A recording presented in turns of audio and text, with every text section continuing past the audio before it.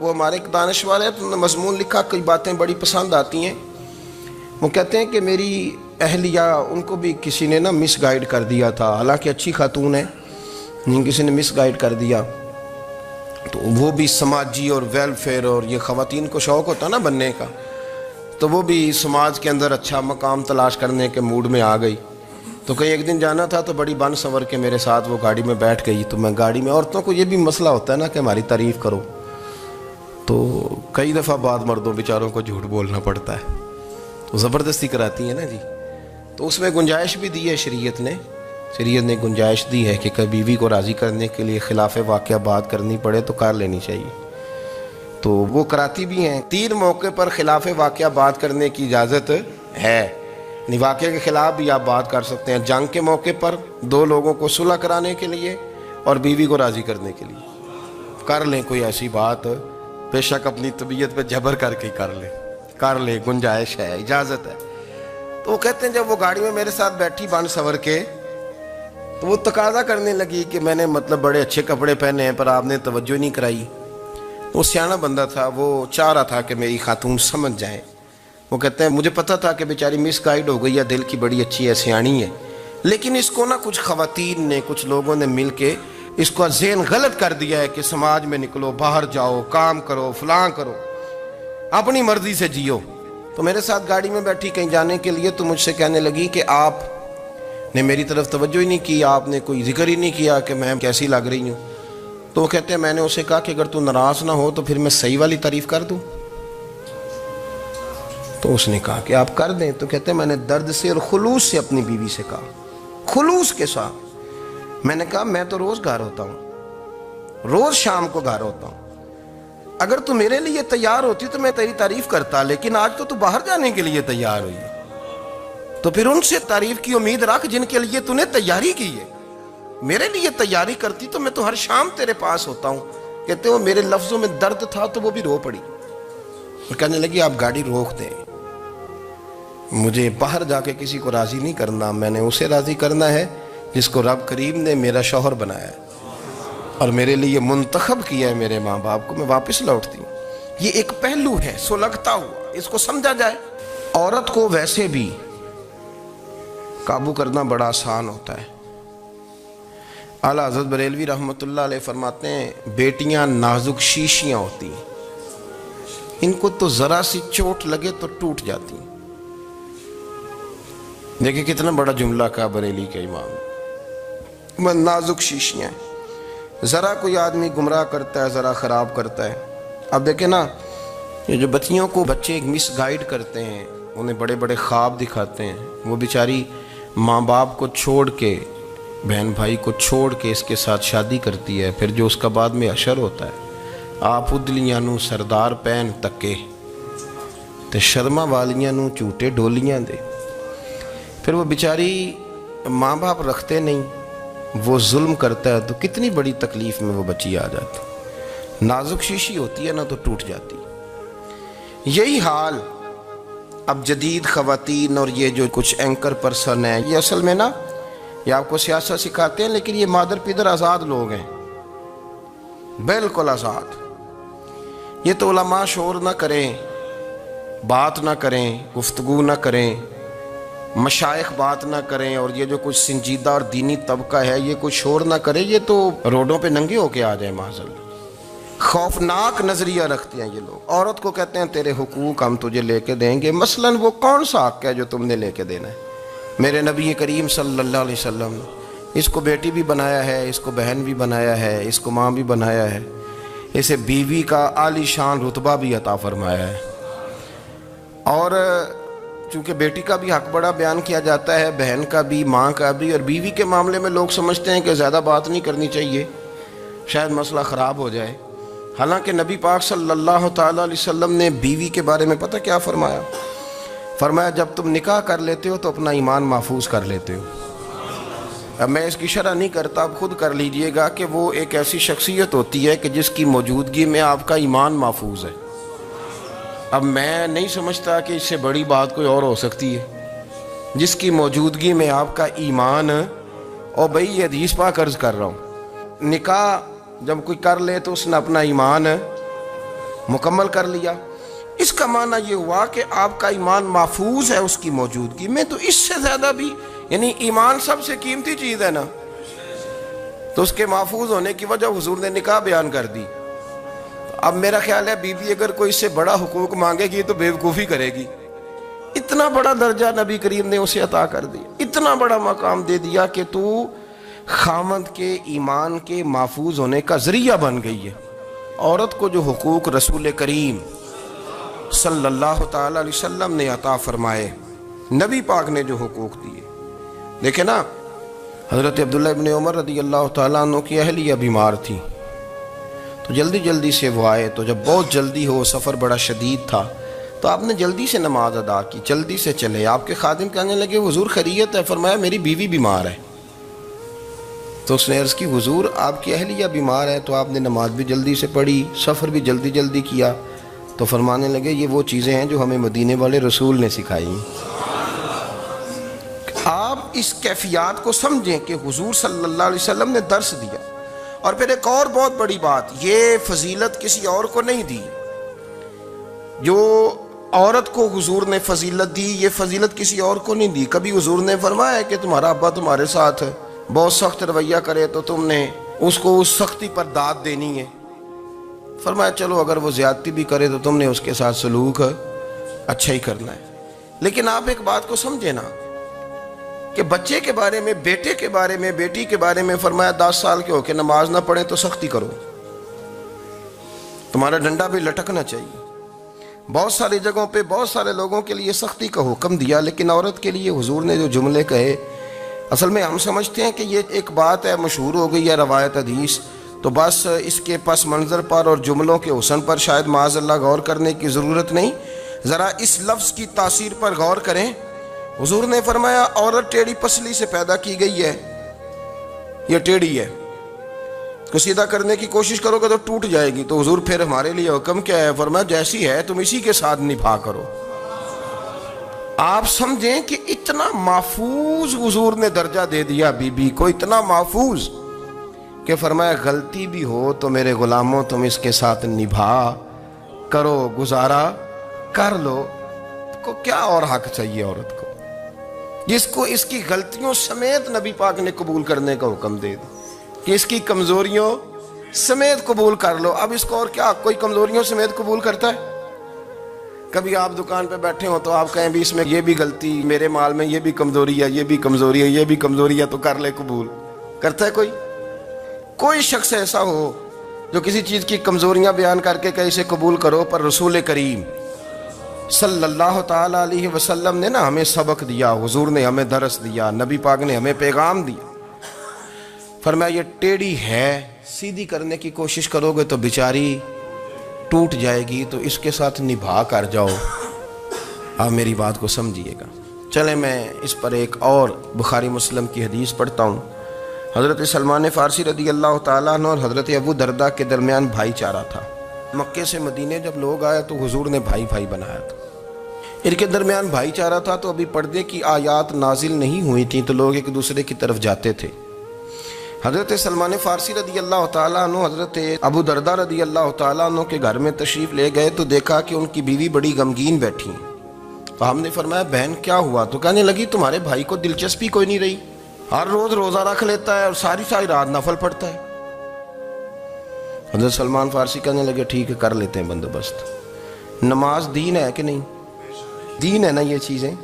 لیکن حضرت سلمان فارسی جناب ابو دردہ سے کہنے لگے آج میں نے تیرے گھر میں رہنا رات کو، کیونکہ وہ تو ساری رات نماز پڑھتے تھے، نفل پڑھتے تھے۔ انہوں نے کہا ٹھیک ہے، ایک بستر لا کے بچھا دیا حضرت سلمان فارسی کے لیے۔ سلمان فارسی فرمانے لگے دوسرا بھی لا۔ کہا وہ کیا کرنا ہے؟ فرمانے لگے تو نے بھی سونا ہے، میں نے بھی سونا ہے، تو نے بھی سونا ہے، عشاء پڑھیں گے اور پھر دونوں سوئیں گے۔ کہا میں نے تو نماز پڑھنی ہے۔ فرمایا تہجد کے وقت اٹھ کے پڑھیں گے، اللہ کے رسول بھی رات آخری حصے میں جا کے نماز پڑھتے ہیں۔ ادھر ساتھ سلا لیا، وہ تھوڑی کو دیر سوئے، اب عادت تھی ساری رات اٹھنے کی، ذرا اٹھنے لگے بستر سے تو حضرت سلمان فارسی فرمایا چپ کر کے سو جا، وہ بڑی رات پڑی ہوئی، چپ کر کے سو جا۔ وہ لیٹ گئے، پھر اٹھنے لگے تو فرمایا سو جا چپ کر کے، بڑا ٹائم ہے۔ سحری کے وقت اٹھے، نفل پڑھے، ان کا ارادہ تھا روزہ رکھنے کا، تو فرمانے لگے کل رکھا تھا نا، नफली रोज़ा जी रखा था, परसों भी रखा था, तरसों भी रखा था, फरमाया आज नहीं रखना, आज मैं तेरा मेहमान हूँ, सारा दिन इकट्ठे मिल के रोटियाँ खाएंगे, आज नहीं रोज़ा रखना, सिला दिया। अब हजरत अबू दरदा रदी अल्लाह ताला अन्हु कह तो कुछ ना सके, पर कहने लगे सलमान तुम्हें पता है तुम क्या कर रहे हो, ना तुमने मुझे रात उठ के ज़्यादा नफल पढ़ने दिए, सवेरे रोज़ा नहीं रखने दिया। तो हजरत सलमान फारसी कहने लगे कोई लंबी बात तो नहीं ना, चलते हैं ना अभी फजर में मस्जिद नबी में, तो नबी पाक को बताते हैं सरकार दो आलम अलैहिस्सलाम की खिदमत में तो अपनी बात करना, मैं अपनी करूँगा, हुजूर नतीजे का ऐलान फरमा देंगे, बात तय हो जाएगी। हाजिर खिदमत हुए, अर्ज़ की या रसूल अल्लाह सल्लल्लाहु ताला अलैहि वसल्लम ये सारी रात नफल पढ़ते हैं, हर रोज़ रोज़ा रखते हैं, इनकी अहलिया गमगीन बैठी हैं, हुक्म फरमाए। तो नबी पाक सल्लल्लाहु अलैहि वसल्लम ने फरमाया फिर हुआ क्या? या रसूल अल्लाह मैंने रात सुलाया है, सहरी में उठाया है, सवेरे रोज़ा नहीं रखने दिया। नबी पाक ने फरमाया सलमान फारसी ने ठीक किया, सलमान फारसी ने ठीक किया। फिर हुजूर ने फरमाया, नबी करीम ने फरमाया अबू दरदा तेरे ऊपर अगर अल्लाह का हक है, उसके रसूल का हक है, दीन का हक है, तो फरमाया तेरी आंख का भी तेरे ऊपर हक है, तेरे वजूद का भी तेरे ऊपर हक है। ये हुजूर ने फरमाया तेरे बच्चों का भी तेरे ऊपर हक है, तेरी बीवी का भी तेरे ऊपर हक। इस हक को भी समझे, हुकूकुल्लाह भी हैं, पर तेरी आंख का भी तेरे ऊपर। क्या माना कि तेरी आंख सोना चाहती है तो इसे सुला भी, तेरे वजूद का भी तेरे ऊपर हक। तो तेरा वजूद आराम करना चाहता है तो इसे आराम भी करा।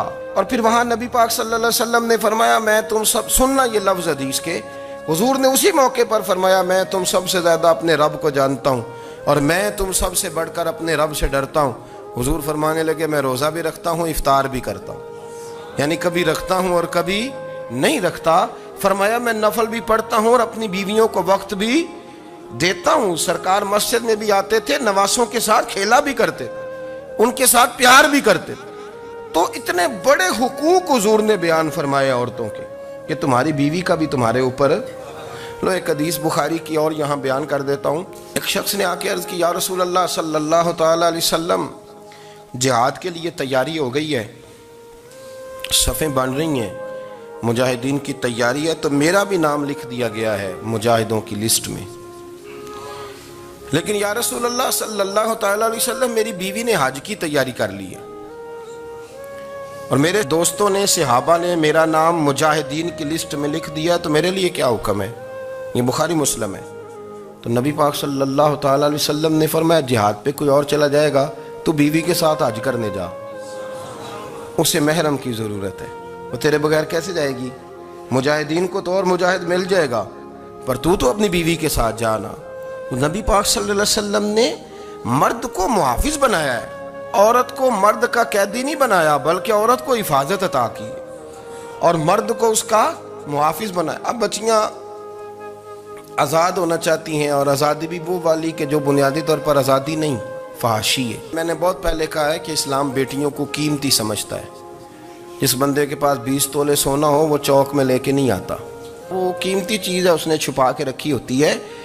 तो जो नबी पाक सल्लल्लाहु अलैहि वसल्लम का कलमा पढ़ने वाले बीबियाँ, इस्लाम उन्हें कीमती समझता है, कहता है कि तुम कीमती हो, लिहाजा घर के अंदर रहो, तुम बाहर ना हो। लेकिन औरतें हैं कि उनको बिला वजह लोग ख़राब कर देते हैं और बिला वजह वो इस मुगालते का शिकार हो जाती हैं। अब आगे बढ़ते हैं। कुरान मजीद ने सूरह नूर की आयत नंबर 30 में कहा कि कुल्लिल मुमिनीना यगुद्दु मिन अबसारिहिम, फरमाया कि ए महबूब अलैहिस्सलाम मोमिन मर्दों से कह दो कि अपनी नज़रें झुका के रखें, अपनी नज़रें। और अगली आयत में फरमाया वकुल्लिल मुमिनाती यगदुदन मिन अबसारिहिन्न, फरमाया कि ए महबूब मोमिन औरतों से भी कह दो कि अपनी नज़रें झुका।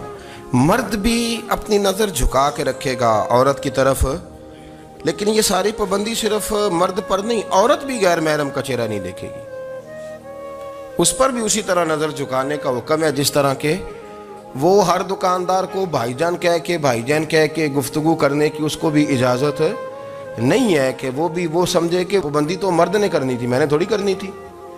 वो जिसके पास जाए, जहाँ भी जाए, डॉक्टर के पास जाए, बाहर जाए, तो वो जिस तरह मर्जी उसका दिल चाहे वो बातचीत करे, इसकी औरत को भी इजाज़त اسلام نہیں دیتا۔ بنیادی طور پہ اسلام شرم و حیا کا دین ہے، حیا کی بات کرتا ہے۔ حیا کی جب ہم تعریف کرتے ہیں تو حیا کی تعریف یہ ہے کہ کوئی کبھی چیز دیکھ کے نا تو آپ کی طبیعت میں کراہت محسوس ہو، آپ کوئی غلط جملہ منہ سے نکالتے ہوئے ذرا جھجکیں، آپ کوئی غلط بات کرتے ہوئے تھوڑا بوجھ محسوس کریں۔ ہمارے ہاں تیزی سے فروغ پایا ہے بے حیائی نے۔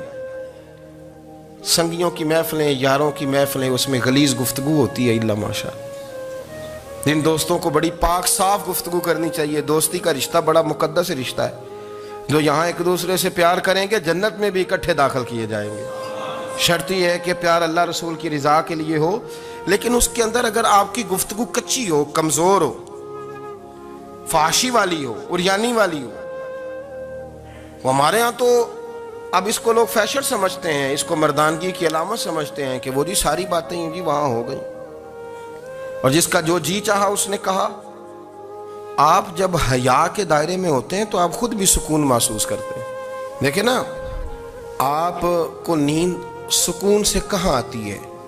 جہاں کمرہ بند ہو، چاروں جانب دیوار ہے، اوپر چھت ہے، خالی دروازہ بھی کھلا ہوا ہو نا تو جب بندہ سکون لینا چاہتا ہے تو کہتا ہے یار ذرا دروازہ ذرا بند کر دو۔ وہ اچھی طرح اپنے آپ کو چھپا لیتا ہے نا حیا کے پردے میں، تو اللہ اسے سکون عطا کرتا ہے۔ اور جو اس سے بھی زیادہ ٹھنڈی نیند میں جانا چاہتا ہے وہ کہتا ہے لائٹ بھی بند کر دو۔ اب وہ مکمل طور پہ سمجھتا ہے کہ میں چاروں جانب سے چھپ گیا ہوں، اگر میں کھل کے بھی سو جاؤں گا تو میرا چونکہ پردہ قائم ہے تو مجھے کوئی دشواری نہیں ہوگی۔ آپ جب چھپ جاتے ہیں، جب آپ حیا کے اندر سمٹ جاتے ہیں، جب آپ چادر کے اندر آ جاتے ہیں تو آپ بہت ساری جگہوں پہ آسانی محسوس کرتے ہیں۔ تو حیا تو آپ کو سکون دیتی ہے، حیا تو دل کو راحت دیتی ہے۔ میں بڑی ذمہ داری سے بات عرض کرتا ہوں، قرآن مجید نے نا ایک مقام پہ مذاق کو، ایک مزاح ہوتا ہے خوش طبی، وہ نہیں، مذاق اڑانا، قرآن پاک نے نا مذاق کو ایک جگہ پہ جاہلوں کا طریقہ بھی قرار دیا ہے۔ بنی اسرائیل کے لوگوں سے حضرت موسیٰ نے کہا کہ گائے ذبح کرو اور ایک ٹکڑا مقتول کو مارو، زندہ ہو کے خود بتا دے گا مجھے کس بندے نے قتل کیا۔ تو کہنے لگے آپ ہمارے ساتھ مذاق کر رہے ہیں۔ تو قرآن مجید کہتا ہے کہ حضرت سیدنا موسیٰ علیہ السلام فرمانے لگے اعوذ باللہ ان اکون من الجاہلین، فرمانے لگے میں اللہ کی پناہ مانگتا ہوں کہ میں جاہلوں میں سے ہو جاؤں۔ یہ مذاق کرنا تو جاہلوں کا طریقہ ہے۔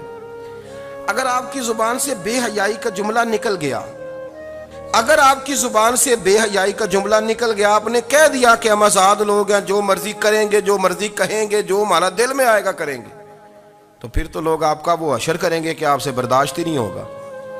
جس کا لوگ مذاق بنا لیتے ہیں اور جو مذاق بن جاتا ہے پھر اسے کوئی جینے دیتا ہے۔ آپ حیا کی چادر میں چھپیں گے تو بچیں گے۔ اگر آپ نے اپنا مذاق بنوا لیا یہ کہہ کے کہ میں نے مرضی کرنی ہے، پھر یاد رکھنا چھپنے کو جگہ نہیں ملے گی، پھر تکلیف میں آ جائیں گے، پھر بہت بڑی اذیت کا شکار ہو جائیں۔ شرم و حیا، عرب کے اندر جو کنواری لڑکیاں تھیں ان میں بڑی حیا ہوتی تھی۔ الحمدللہ میں بڑے فخر سے کہتا ہوں کہ میرے پنجاب کی، میرے پاکستان کی بیٹیاں بھی 20 دفعہ ان کا ابا کہے تیری شادی کرنی ہے تو وہ آنکھ نہیں اٹھا پاتی آج بھی۔ یہ تو وہ چند لوگ ہیں جو کہتے ہیں ہم ہائی کلاس ہو گئے، ہمیں نہیں پتا کہ وہ روشن خیال ہو گئے ہیں کہ روغن خیال ہو گئے، پتہ نہیں کدھر چلے گئے۔ ورنہ ہماری بیٹیاں آج بھی جب ان سے ان کا باپ، ان کی ماں بات کرتی ہے تیری شادی کی، تو وہ تو شرم کے ساتھ پچھلے سے پچھلے کمرے میں چھپتی ہیں۔ یہ اللہ نے فضل کیا ہوا ہے اس ملت پر۔ تو عرب کی لڑکی بڑی حیا والی ہوتی تھی، اس سے کوئی بات کرنی پڑتی تھی تو 20 دفعہ بات کی جاتی، پھر بھی وہ عورت چھپتی پھرتی تھی۔ حضرت عائشہ صدیقہ رضی اللہ تعالیٰ عنہ فرمانے لگیں میرے نبی پاک صلی اللہ علیہ وسلم عرب کی کنواری لڑکیوں سے بھی زیادہ حیا کرنے والے۔ قاضی اعجاز مالکی نے، شیخ عبدالحق محدث دہلوی نے، دیگر بزرگ جو سیرت نگار گزرے انہوں نے لکھا ہے کہ نبی پاک صلی اللہ علیہ وسلم کے اندر 100 مردوں سے زیادہ طاقت تھی، 100 مردوں سے زیادہ طاقت۔ اب جو بات کہنے لگا ہوں، جو نتیجہ دینے لگا ہوں، اس پر خاص توجہ آپ فرمائیں گے۔ ذرا فکری طور پر، نظریاتی طور پر ایک چیز کو سمجھیے۔ ہم سمجھتے ہیں کہ جوان لڑکا ہے جی جو مرضی کرے، عمر ہے جی۔ آپ ذرا بات پر غور کیجئے گا کہ حضور صلی اللہ علیہ وسلم میں طاقت 100 مردوں سے زیادہ ہے، اور حیا کواری لڑکیوں سے بھی زیادہ ہے۔ ذرا اس بات کا تقابلی جائزہ کیجئے گا کہ طاقت 100 مرد سے زیادہ ہے لیکن حیا کواری لڑکی سے بھی زیادہ ہے۔ اس کا معنی یہ ہوا کہ جس ٹہنی کو پھل زیادہ لگ جاتے ہیں وہ جھکا کرتی تو حیا تو حسن ہے، حیا تو آپ کو پاک صاف کرے گا، حیا تو آپ کو نرالا کرے گا، انوکھا کرے گا۔ رسول کریم صلی اللہ علیہ وسلم عرب کی کواری لڑکیوں سے زیادہ حیا والے تھے، کواری لڑکیوں سے زیادہ حضور حیا فرمایا کرتے تھے۔